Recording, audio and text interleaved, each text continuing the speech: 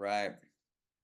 All right, everyone. We are getting started. We are kind of rolling start here in this discussion and conversation. I'm sure more people will slide into the room and join us for a conversation around really financial budgeting and really looking at especially, tips and adjustments when we are looking mid-year if we're calendar year of our company and our budgeting and our financial projections. And today we have one of our awesome partners in Founders Live, one of the great companies that has partnered with us. We have Bill Sablon from NOW CFO. Bill, welcome to the conversation. Yeah, no, I appreciate it, Nick. It's always good to join you for these talks. It's awesome. And we have you not only, you're based in Seattle and you've been I mean, geez, it's going on 6 years now, I think, 5, 6 years. It's been a while. You've been working with Founders Live there closely in Seattle. Maybe just a quick thought on all that around your just perspective on supporting Founders Live, and you attended one of the recent events just like last week. So real quick on that. Yeah. I've been here in Seattle for 7 years. Attended my first Founders Live event. I guess it was about 6 years ago. Just kind of checking it out, and I enjoyed it so much. I love the energy in the room and what was going on that we pretty soon after that we became a sponsor, and we've been going strong ever since. Yeah, I did attend the Seattle event last week. Still, there's certainly been different people leading. Sometimes it's been you, Nick. Other times you've had other city leaders in there, but always a great energy in the room. People looking to learn from each other, and make connections and see how everybody can kind of help each other out, and that's something that I've always loved about the Founders Live community. Yeah, well, thank you. And as we get going here, we're gonna really dive into ways to look at a mid-year, budgeting and adjustments. But maybe share with us a little bit about NOW CFO for those that are either in the room or watching, might not be familiar with what you all provide. Yeah, no, I appreciate that. So now CFO, we're a national outsourced operational accounting firm. Essentially, what that means is we have over 500 consultants nationwide. These are people who are CFOs, controllers, bookkeepers, kind of every level of accounting and finance that you can think of. And we work with small to medium-sized businesses to basically fill the holes that they have in their accounting department. Now, sometimes that hole is they don't have an accounting department, and we serve as that accounting function for them. Other times they have an accounting department, but there's like just a little piece that they're missing, and we can kind of supplement it. Come in, maybe it's we do a project for them. Maybe it's come in there a day a week, day a month, a couple days a month, something like that. But basically, our job is to provide financial visibility. We're going to talk about that, I'm sure a little bit in this talk, but it's making sure that the owners, the management team have complete visibility into what's going on with their company. And that's our goal in any engagement we do. Oh, awesome. Awesome. Well, we appreciate you all, and we definitely utilize your advice and services as well. So, thank you so much. And but in terms of the, like getting started here on this, I know, so a background for everyone is we actually had a live discussion similar to this at the end of last year. So kind of like, if I remember, I would have to dig up the date, but it was like kind of end of November, early December, kind of going into the planning of 2024 and basically the end of year financial planning. And we talked a lot about how to look at not only, kind of looking at this next year, and then we had some discussion around the unique aspects of where the world is, or where it was, but where it was leading, especially like, high interest rates and all the things that are happening. We got some wars going on, of course. But now we find ourselves in the middle of 2024. And of course, we decided to, put together this chat to really cover things to look at during the mid-year. So, we put together plans and budgets and things that we thought and wanted to accomplish, and even looking at how we're going to spend our capital during the year, but now we're mid-year. So let's open up the discussion on how you would want to go into this direction of advising, early stage startups that probably put together at least a view of what they wanted to accomplish this year. What are your thoughts of entering into a mid-year and how to adjust? Yeah, it's a big topic. I'll start by doing a quick recap of kind of the talk that we had at the end of last year, specifically as it relates to budgeting for 2024. Um, Anytime we're talking about forecasting into the future, which means budgets, it means cash flow forecasts, financial models. There's a little bit of an art to it. There's a little bit of, hey, I don't want to say guessing, but you're making your best guess as to what the year is going to look like. Now, the way that we set it up is your budget should represent your roadmap to success. Like these are the things that we have to do to have a successful year. But there's a lot, as you mentioned, a lot of things. There's a lot of uncertainty into this year, and what we've seen over these first 5 6 months is obviously there's a lot going on with the economy. But if you look at it from a kind of a smaller world view of businesses in general, there's a little bit of hesitancy.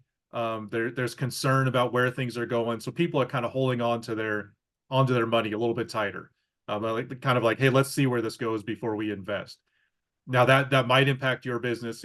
It might be good for your business. It depends on what business you're in. So the idea of the mid-year check-in is really to reevaluate where things stand and set yourself up for a good second half of the year. Now, one last thing I'll say about the budget is when we talked about it before, we did say you should be comparing your budget versus your actual every single month. So at the end of every month, you're comparing. So when you get to mid-year, you should probably have a pretty good idea of how close or how far off you are. But if you haven't been doing that, if you've fallen behind, now's the time. Let's take a look at the first half of the year. How far off? How close are you? Are you exceeding? Are you falling behind? And that sort of sets the stage for how we want to look at the next 6 months. Awesome. Um, and on that topic, what is the best place to start when we're looking at this mid-year, the first 6 months?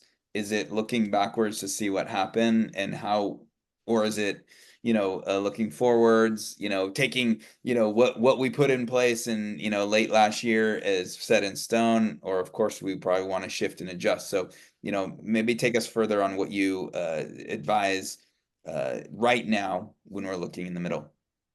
Yeah, and this is true for any company. It doesn't have to be just startups, but um, essentially, you're looking at your revenue, you're looking at your expenses as two separate things. So there are certainly some startups that are pre-revenue, and that's you're kind of taking that out of the equation. Um, but if you've started to get a little bit of revenue, let's evaluate, are we on track? Let's say you set a budget of, hey, we're just getting started. We want to have $50,000 of revenue earned in the first 6 months of the year. Okay, take a look at what you actually did. Are you at 45,000? And you're like, hey, we're just about there. We're a little bit short. Maybe we have to make some minor fine tuning, but we feel like we're on the right path.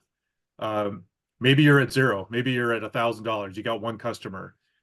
You need to take a real hard look at what actually prevented you from hitting your goal. And is it operational things that happened? Can you point to the economy and say the economy wasn't ready to support what we're doing?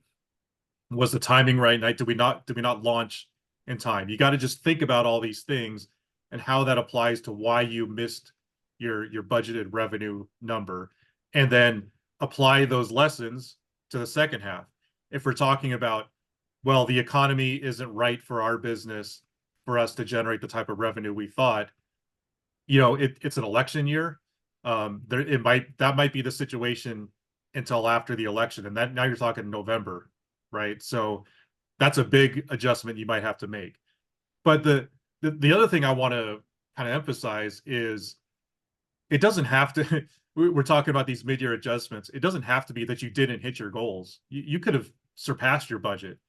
Let's say that, as a number, $100,000 revenue for the first 6 months, and and for the whole year, maybe it's 250, and you went out like gangbusters, and you're at 225 through 6 months.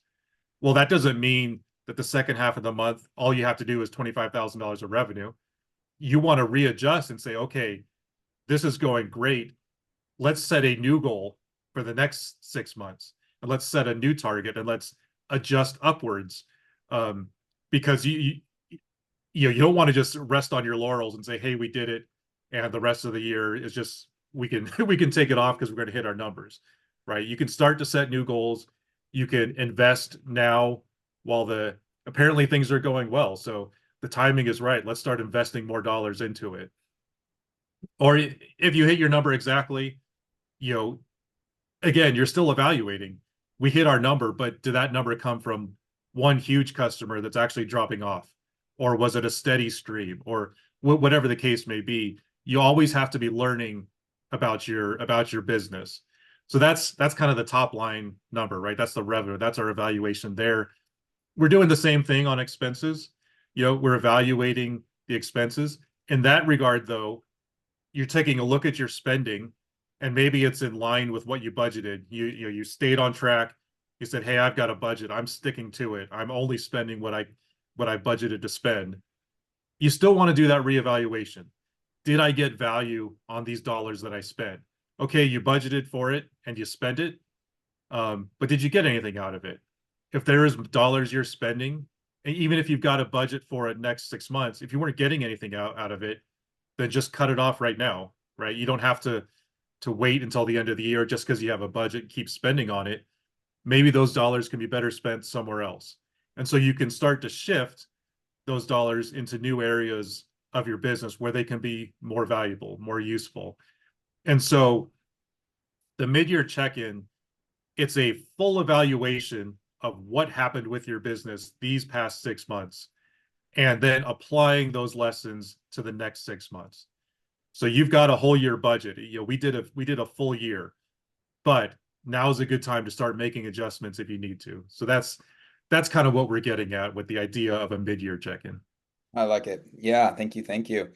Um, there's a couple paths that we can go down for sure, and I think you mentioned the budget aspect at the end, versus kind of like kind of projections of revenue versus structuring things on an actual budget, monthly dependent, and that is tied into the anticipation of revenue growth over the month to month forward looking.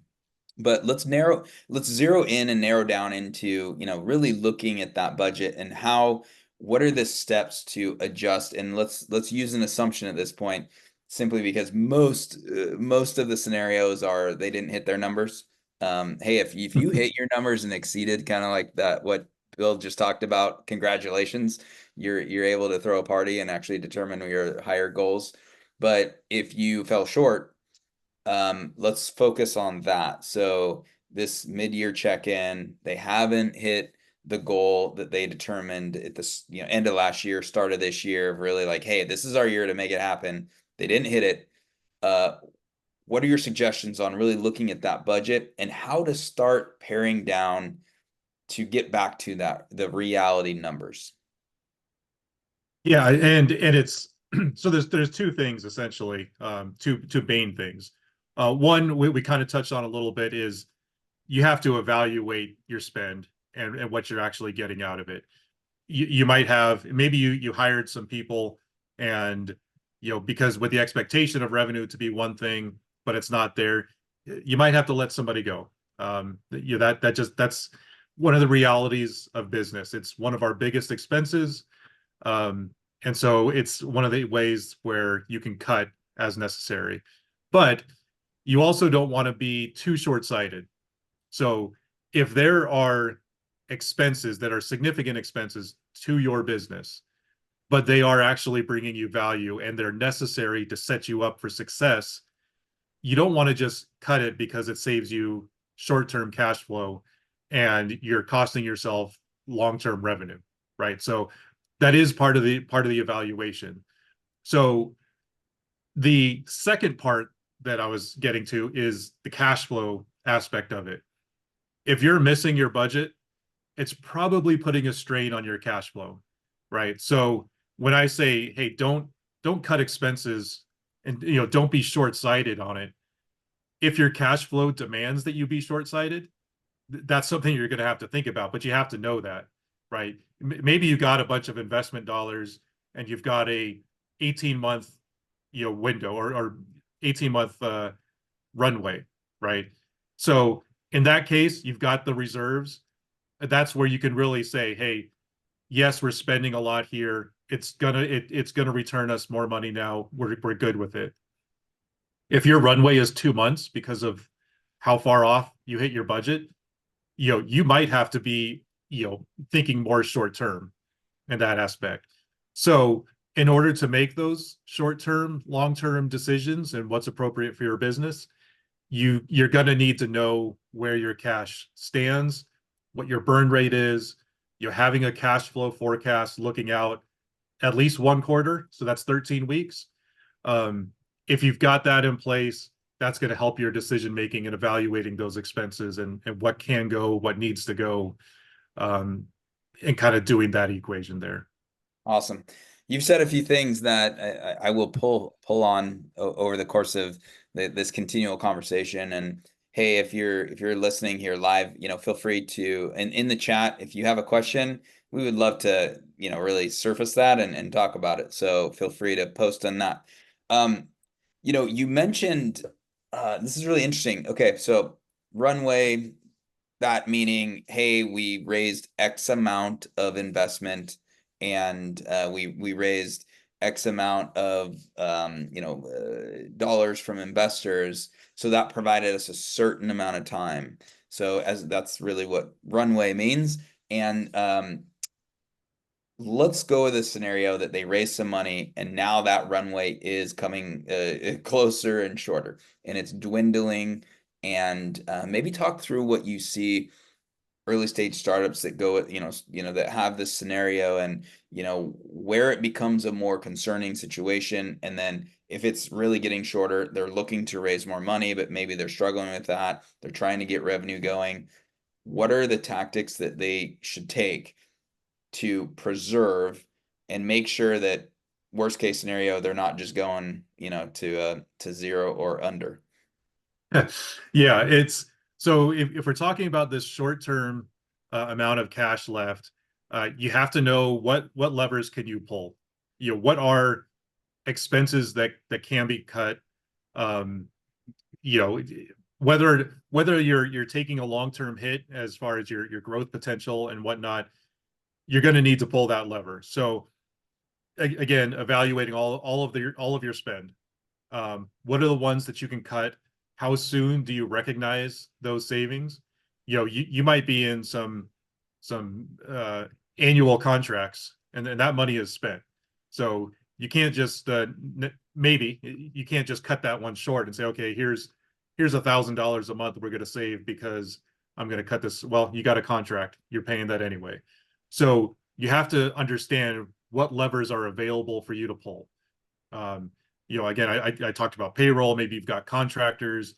Maybe you need to put some people on the bench for a little bit until you can get some new funds in, or whether it's revenue or other things.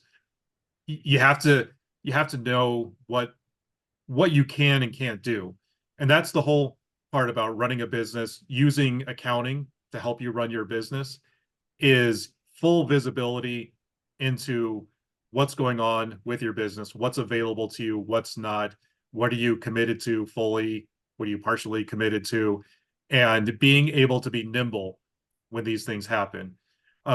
We if you're less than 6 month runway, and so essentially what that means is your typical monthly spend, your total cash reserve divided by your average monthly spend. That's how many months you can last.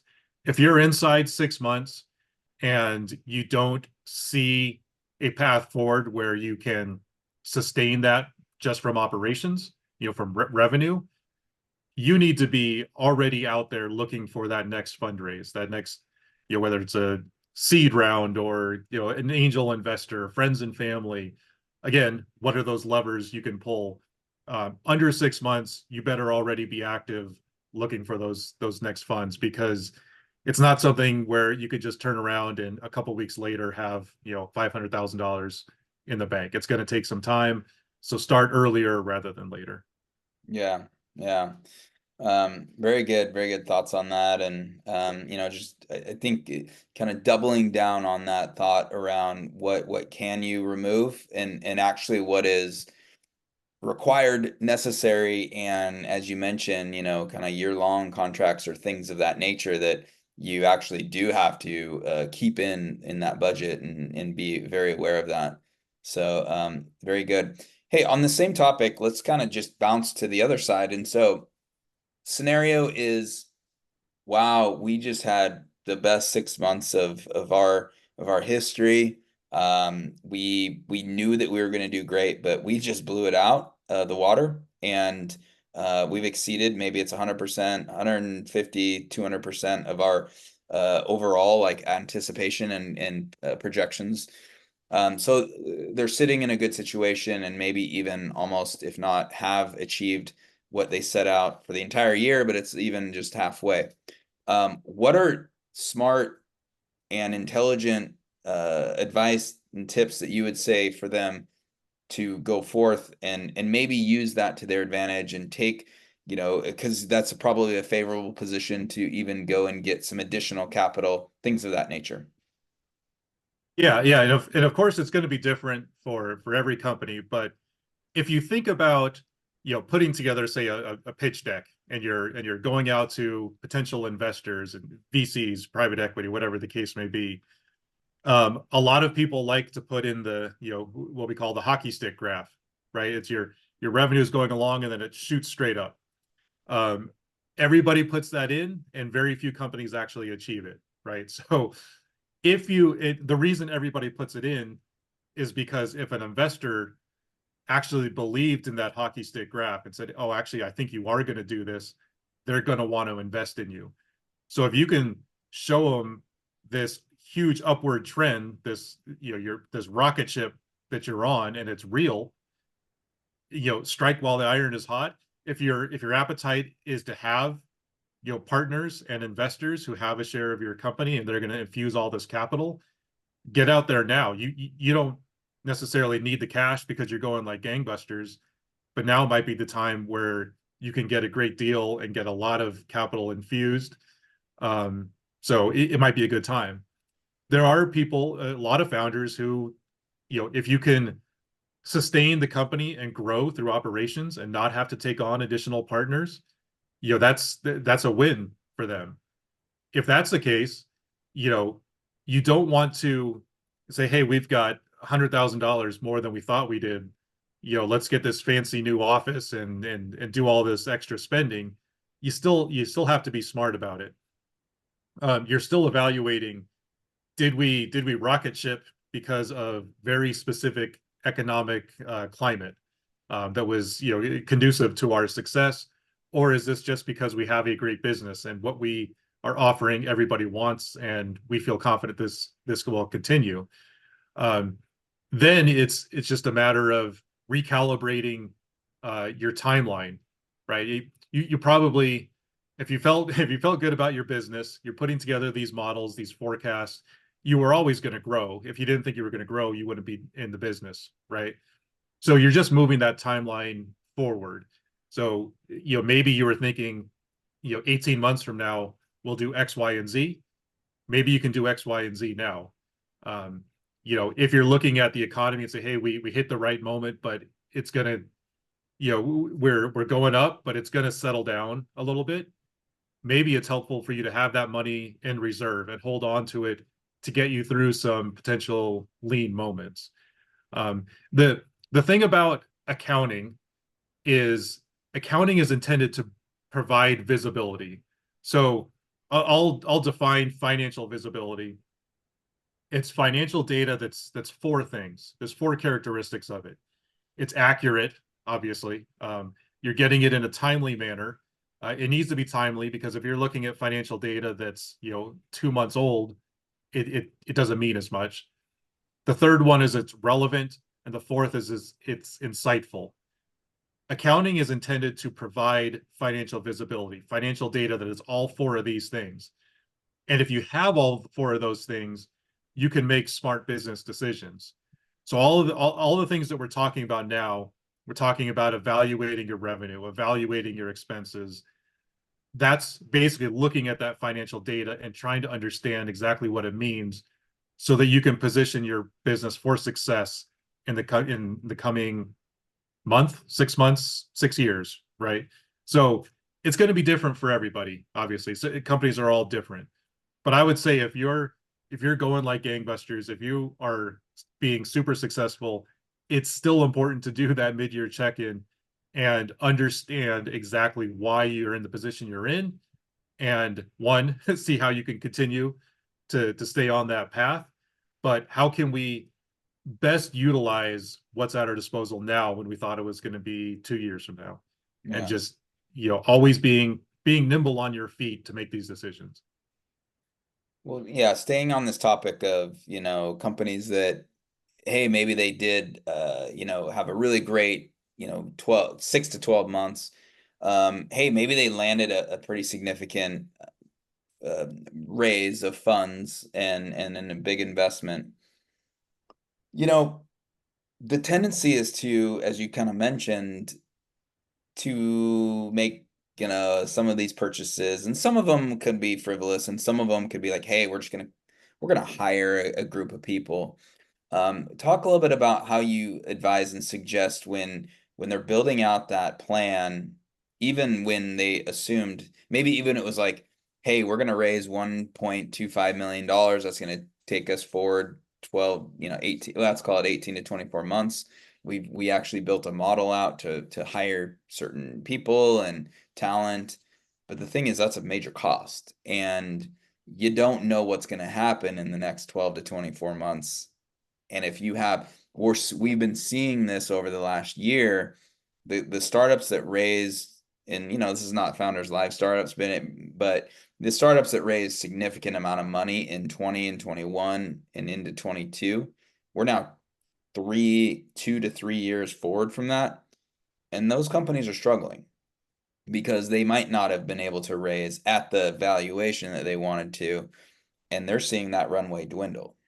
So, your advice when you do have an influx of cash, what's the best way to approach that so that you don't, in the future, hit a very strenuous, challenging pocket of a window of time?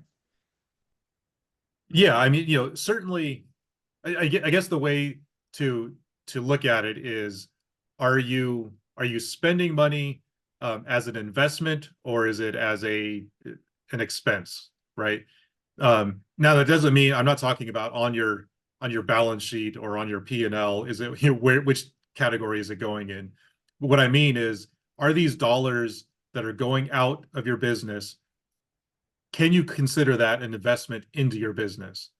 And so when we talk about frivolous spending, one of the kind of the cliche example are the Silicon Valley companies that had these huge break rooms with all the games and stuff, and their employees were, on the foosball table, and free vending machines and all this stuff, and it was a great place to live, to work. People want to spend all their time in. So that's kind of an extreme example. But if you look at your business, maybe you've got 5 employees, maybe you've got 10 employees. If there is something that you can provide to them where they are going to get something out of it, maybe it's something nice in the office that makes them feel like, hey, I want to come into the office, I want to spend my time in here, I want to be with other people. That doesn't mean that's frivolous spending, even though that spend isn't creating revenue necessarily. There's an intangible effect. So knowing your people, knowing how they respond to things, what's going to make them happy, this is all part of that running the business. If you've got employees, you have to know what their goals are as well. And if there's a way that you can contribute to them reaching their goals, and you have to spend some money to invest in your employees, that's worthwhile spending.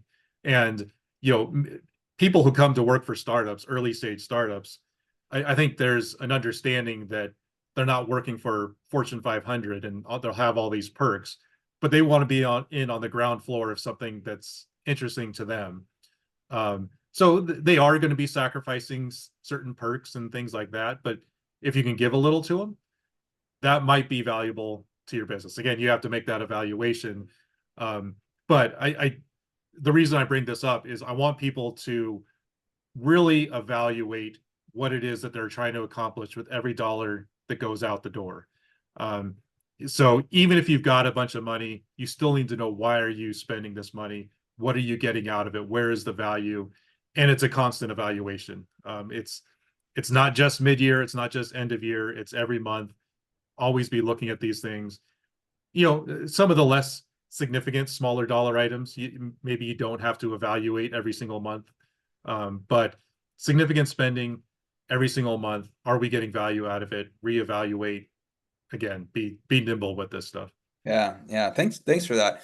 And shifting into what you kind of alluded to is you talked about that really that quarterly view, and it's really actually that in real time going forward, 13 weeks, really kind of measuring out that. Talk a little bit about that. Me and you have worked on that, and it's really been helpful just for everyone. Very, very helpful for me operating Founders Live, been able to really kind of pull this in and have a view of roughly a quarter forward looking, maybe even two. But this is really cool. So talk a little bit about that and how you suggest, let's kind of talk from a standpoint of this would be new. This would be kind of a new thought for early stage startup founders. Yeah. We talk about having a rolling 13-week cash flow forecast. Uh, Especially if you're funding your business through operations. Um, when we say rolling, what that means is every single week, after every single week, you're adding an extra week at the end of the cash flow forecast. So you always have 13 weeks looking ahead. So it's not, hey, let's do a 13-week cash flow forecast. And then at the end of 13 weeks, let's do another one. You're doing one every single week. And the reason that's useful is because if you're looking at cash flow every single week, you're really going to understand, where is money coming in, where is it leaving, what's the cadence of it. And you've always got a full quarter of visibility into your cash flow. One of the big benefits is, if you're projecting out 13 weeks, is you'll see, oh, hey, week 12, we're actually in the red. We're below whatever line we set as we need to be above. And so now you've got 12 weeks to fix that, right? Instead of looking at your cash balance this week and looking at your spending for next week and saying we don't have enough. If you've got 1 week to fix a cash flow shortage, there's very few levers you can pull. If you've got 12 weeks, there's going to be a lot more at your disposal. You can look at the 12 weeks leading up to this red number and say, okay, is there spending in here that we can put off, that we can delay, or maybe we just have to do without it, right? And save it for a time when we've got more cash. Or can we focus, maybe if you've got revenue, let's spend a little bit more effort into collecting quicker, right? Maybe you've got 30-day terms, maybe you got 45-day terms. Can you incentivize your customers to pay within 5 days and increase that cash flow? It gives you a lot of different levers to pull so that you don't hit that red number, which is 12 weeks, 10 weeks from now. It's not next week. Um, I've seen companies get into situations where they're looking at their biweekly payroll and they're, okay, we got payroll next week. Oh, we don't have enough cash to cover that. And if you're that short of a window, a lot of times that means, the owner of the business is coming out of pocket and putting that money in straight out of their personal their personal bank account, right? And you don't want to be in that position. So the further out you can look, the better. 13 weeks rolling always gives you a quarter. Nick, you mentioned maybe even 6 months. You can do a full annual cash flow forecast. You can set it out as far as you want. Again, the thing that you want to do is at least 13 weeks always be evaluating that period, right? And making adjustments as you go, because as you put in the actual, and we don't need to get into the mechanics of how you do it, but if you put in the actual numbers and they're way off from the forecasted numbers, you need to make adjustments now on why are we way off? How do we make changes into it so that we're more accurate going forward? And if you're doing this every week, you're just naturally going to get more accurate and more accurate over time. Yeah, this is so great. It's really, really helpful.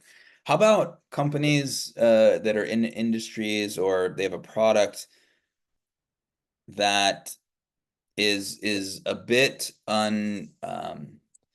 it's undependable or not as dependable as a year-long contract or a subscription that has quite low churn. So those type of industries and business models can be much more dependable and kind of mapped out on a quarterly and yearly for sure. Um, what about especially early stage startups that have a bit of uneven cash flow income over weeks and months? What specific things should they look at when you're actually, because we're talking about here, extended budgets, we're talking about adjustments in the middle of the year. We're also looking at this, when you do a 13-week kind of cash flow, you are pulling in, historical data plus your anticipation of what's going to happen over those 13 weeks. And if it's quite uneven or, clients leave, they lose revenue, you might gain revenue, but it's not so predictable. What are some specific things to think about there? Yeah, and it is tough. Even for well-established companies that have, 10 years, 15 years of history behind them, there's still going to be ups and downs, and there's still going to be unpredictability. It's even more pronounced when you're a startup and you don't have that history. So anytime you're dealing with, we'll call it unpredictable revenue, um, I like to have kind of three scenarios in place. We always want to be conservative when we're forecasting revenue. We'd rather be surprised with a little bit more than be surprised with a little bit less. But instead of having just one line, hey, here's our expected revenue, you build in a few different scenarios. You've got here's our best guess. That's the middle line. But you want to have a line below it. And when I say line, I'm like thinking about a graph, right? If you're graphing your revenue, you've got your expected, the lower line, expected revenue. This is kind of like our worst case scenario. And so you sort of build a budget, you build a forecast on, hey, what if things don't go as well as we think? And again, if we're being conservative, maybe you're chopping that in half. Maybe it's 50%. Maybe you're just reducing it by 25% because there is a little bit of known, we're going to always have this base amount.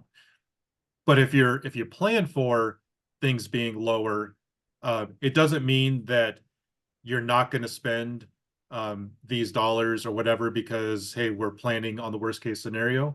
What it means is what levers you're going to pull if that worst case scenario revenue does in fact hit, right? So you might have your standard budget, like, hey, this is the path we're moving forward. But if you've got a worst case scenario budget in place also, it means before it happens, if revenue is down, if we lose these customers, if we don't gain these other new customers, these are the things that we're going to do if that scenario hits. So it's being sort of prepared for that situation in advance, and knowing which areas you're going to cut, which ones you have to keep, and all that stuff that we talked about on that mid-year check-in, doing that evaluation. This is almost like pre-evaluating what your spend is.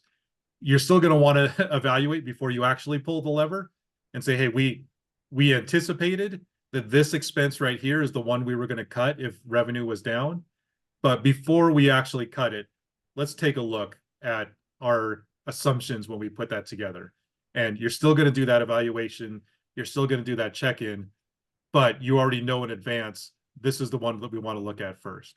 And if everything lines up, you pull the lever, you cut expenses, you get back on track on your bottom line. Oh, good. Yeah, this is all very, very helpful, Bill. Thank you, and hopefully everyone that is listening is writing this stuff down and really looking at this. We do have a few more minutes here, and I know that Luis is in here too. So, Luis, if you have thoughts, questions that's popping out, feel free to unmute, say hi, and all of that. But I will just have one quick one there. Bill is of course, there's many things that things that needs kind of needed to be done and all that. But what would you say is kind of the biggest mistake that just like, hey, please just if you just do this, you're gonna get quite far and you're gonna not make the kind of fatal mistakes that early stage startups, which we're scrappy, we're just trying to like, a lot of them are trying to build the product and get it out there and actually like get users and customers. But if they're not doing specifically this one thing or these one or two things, what is it? Well, it's honestly, it's what we've been talking about for most of this time. It's have a budget. Um, this is something that not only do I have for every client that I work with, I have one for my company, my Now CFO Seattle. I've got one for my household. I've got a budget, so I fully believe in having a budget. The thing that I want people to take away is if you don't have a budget, it's right now today it's June 19th. If you don't have a budget, that's fine. Set your budget for July 1st through December 31st. Do it now. And the way that you have to approach it is what does success look like for me? And and that means the bottom line number. How much money do I need to make? How much money can I afford to lose? Whatever that number looks like, you need to know that. If you're going into business, you need to know at the end of the year, I have to be here or I'm not continuing, or I have to be here and this is successful and we're popping champagne, right? You have to know that number. You have to know that number at all times. And if you know that number, if you metabolize that number and you live and breathe that number, you set the roadmap. The budget is your roadmap to get there, right? You lay it all out. That's going to tell you how to be successful. Right now, business doesn't operate on a specific set plan at all times. So Mhm. all of the stuff that we've been talking about is adjusting from okay, you got off the path here, you got off the path there. How do we get back on the path? And you're constantly evaluating that. And if you can keep adjusting, you're going up and down and you pull this lever, you push that button, and you're just constantly getting back on track. If you do that, if you're mindful about how you do that, you're going to get to the end of the year and you're going to be at that number because you lived it and you were constantly evaluating it and looking at it and understanding your business, how that number applies to your business. Now you might be so far off from what your plan was that you have to make big changes and maybe you have to redo your budget and rethink what that number is. That's fine. But if you're just going into it and saying let's do what we can, it's going to be harder to evaluate, is this a business worth continuing? How do we be successful? There's going to be a lot of founders who start several businesses, right? It's not like every founder goes in, they start one business, it's successful, they exit and they're done, right? You're going to have multiple iterations. If you don't know that number and you get to the end of the year and you're like, well, I think we can continue another year. If you knew what you needed to be and you missed it on the negative side by a large amount, you might have to have a hard talk with yourself and say, hey, is this worth continuing? Is this worth throwing more money into it? Or do I need to think about something else? Otherwise, you might just be throwing money, again and again at something that's just not going to be successful. But you have to know what success means to you personally, to have that internal conversation. So Yeah. biggest takeaway, have a budget. And I'd be happy to talk to anybody who's listening and help them, show how to go through the process of preparing one and what it looks like. But you need to live it in order to hit your goals and to do what you're looking to do. So that's the Awesome. biggest takeaway.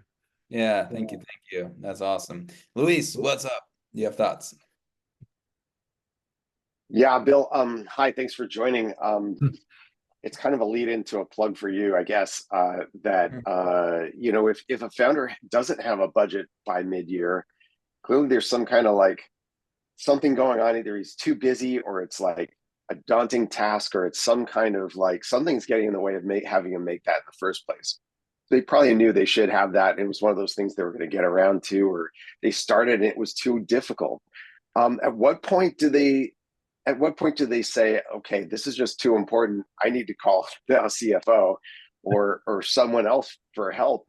And how do they even get past the thing where they're like, okay, well, I'm already having cash flow problems, I got to bring Now CFO in, that's going to cost $1 billion? Or like, how did they get over the intimidation that they feel that's holding them back from success? Yeah, it's always hard to start something that you haven't done before and you don't really know how to do it, right? It's like you might think, hey, I could probably slog my way through this. I know enough that I can figure it out. But it's hard to get started on stuff where you're going to have to figure it out. So the offer I make to all Founders Live people is I'm happy to have a conversation, have a meeting with you. There's not going to be any charge on that, and I'll talk through the budget process with you or anything else accounting related. I'm happy to share, one-on-one thoughts. A lot of the stuff that we're talking about, I'm trying to say every company is different. So you might be in this situation, somebody else might be in this situation. Come talk to me one-on-one. We'll talk about your specific situation. And it's either going to be, I'm going to give you the tools so you can do it yourself, or you might come away from that conversation thinking, you know what, it's actually worth it for me to spend the money so that it's not a stress on me. It's not taking away from time I could be spending on other parts of the business. Now CFO, we have no minimum requirements. You're not locked into any long-term commitments.